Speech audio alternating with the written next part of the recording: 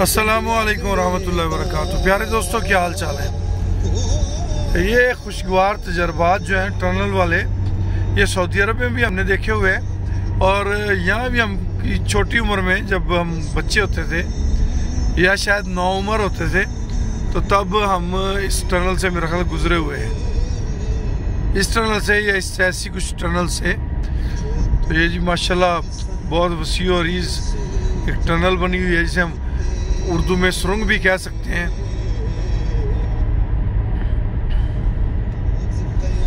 बारिश हो रही है यहाँ पे,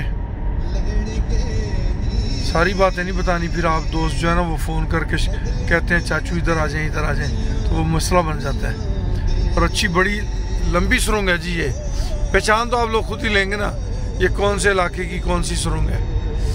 ये हमारे बरखुरदार राना अवैस अब्दुल्ला जी, अल्लाह पाक इन्हें सेहत तंदुरुस्त दे, और बड़ी ड्राइविंग की है इन्होंने, बड़ी।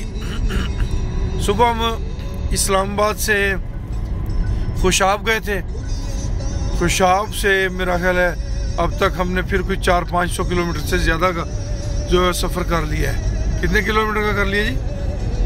हमने 400 किलोमीटर और सफ़र कर लिया।